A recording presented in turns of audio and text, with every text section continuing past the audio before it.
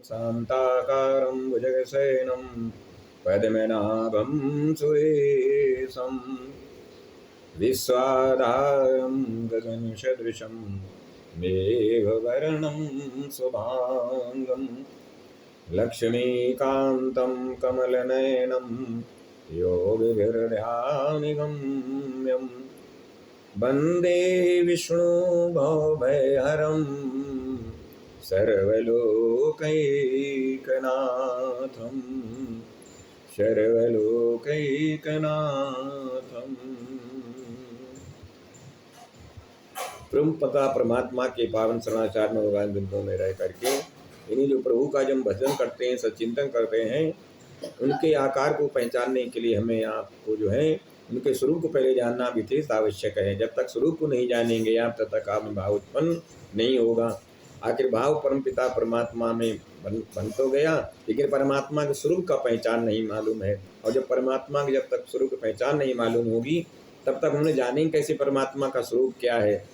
तो बतलाते गए कि शांताकारं भुजगशयनं पद्मनाभं सुरेशं विश्वाधारं गगनसदृशं मेघवर्णं शुभांगं लक्ष्मीकान्तं कमलनयनं योगिभिर्ध्यानगम्यं वन्दे विष्णुभवभयहरं सर्वलोकैकनाथम्।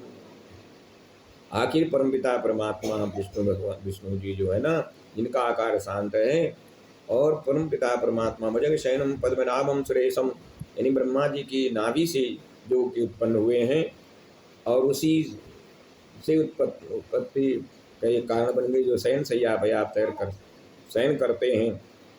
विश्वाधारम गणसम मेघवर्ण शुभांग, जिनका स्वरूप मेघ के तरीके नील वर्ण का है। लक्ष्मीकांतम, लक्ष्मी जी की जो पति हैं वो कमल नयनम, जिनके कमल के समान नेत्र हैं।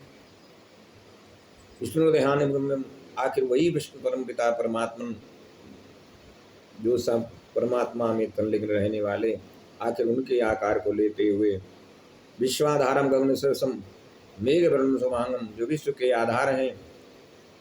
आखिर विश्व के आधार मान करके उन्होंने सृष्टि का संचार किया, और सृष्टि के संसार के साथ साथ तीन देवताओं को आपने प्राथमिकता दी, ब्रह्मा विष्णु और महेश। सृष्टिकर्ता ब्रह्मा जी, पालनकर्ता भगवान विष्णु, और संहारकर्ता सृष्टिकर्ता ब्रह्मा जी। आखिर हम आपका जो जीवन जो हम लोगों को मिला है, उस परमपिता परमात्मा की कृपा से मानव देह प्राप्त हुआ है।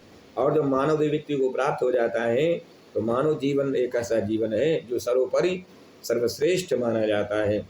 आखिर सर्वश्रेष्ठ ऐसे नहीं, जब आप सद्भजन करते हैं, सचिंतन करते हैं, तो सचिंतन में आपको जो है उसमें अपना जो जीवन जो मिला है, मानव जीवन, हमें उसमें अपना भजन कीर्तन व उनका गुणगान व दर्शन, दरस परस मज्जन रूपाना, दर्शन हो जाए, परस स्पर्श हो जाए परमात्मा का, और मुखार बिंदु के द्वारा परमात्मा का भजन भी होना चाहिए, क्योंकि भजन के बिना जीवन ये शरीर जो है अधूरा माना जाता है।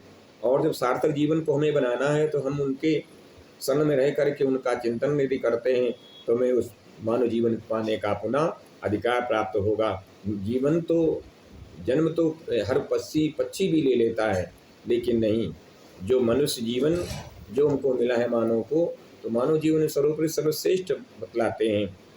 इधर जिन्हें मानव जीवन मिल गया, उसने अपने सत्कर्म को नहीं किया और सांसारिक वासनाओं में रह करके जीवन को यापन कर दिया, और यापन करने के बावजूद उधर परमात्मा को याद नहीं गया, उसको स्मरण नहीं आया हमें करना क्या है।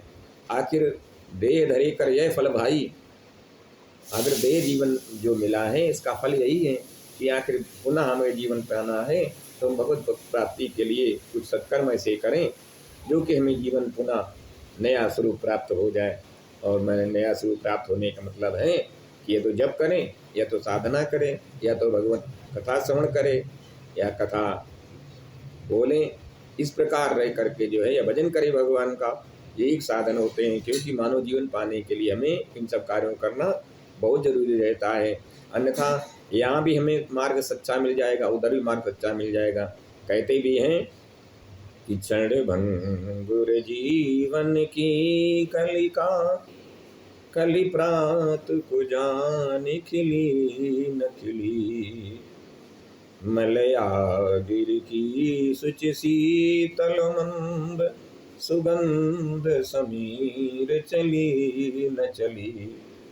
भजले हरि नाम हरि रसना, भजले हरि नाम हरि रसना। फिर अंत समय में हिली न हिली। कलिकाल कुठार लिए फिरता, तन नम्र सी चोट झिली न झिली। कलिकाल कुठार लिए फिरता, तन नम्र सी चोट झिली न झिली। क्षण भंगुर जीवन की कलिका, कुछ फिर अंत समय में हिली न हिली। फिर अंत समय में हिली न हिली। यानी इस प्रकार रह करके हम आप जीवन मानव क्षणिक हैं और क्षण मात्र जीवन के लिए हमें सत्कर्म और सच्चिंतन व उनका भजन व गुणगान करना चाहिए। नहीं अन्यथा फिर जो है यदि सब की परित्याग हो गया तो हमें फिर पुनः उससे एक बार भी अवसर हमें प्राप्त नहीं होगा, क्योंकि मैंने सत्कर्म नहीं बल्कि अपने कार्य को साधन किया और परमात्मा का कोई कार्य नहीं किया। भजन सच्चिंतन व भगवान की पावन चर्चा दूसरों को सुनाना और स्वयं भी अपने में ग्रहण करना। आखिर इस प्रभाव को लेकर के यदि हम कोई कार्य करते हैं उस कार्य में हम आप सफल हो जाते हैं। और जब सफल हो जाते हैं तो इसी प्रकार परमपिता परमात्मा ने एक बार नहीं कई बार पृथ्वी पर अवतार लिया, जिन्होंने बतलाया कि अगर मानव जीवन मिला है उसकी मृत्यु निश्चित है, और जब मृत्यु निश्चित है तो जन्म भी निश्चित है। जन्म मरण ये दोनों का क्रम है, कभी जन्म होगा तो कभी मृत्यु होगी। अब जन्म आया खुशियाँ मना ली और मृत्यु का जब विषय आया तो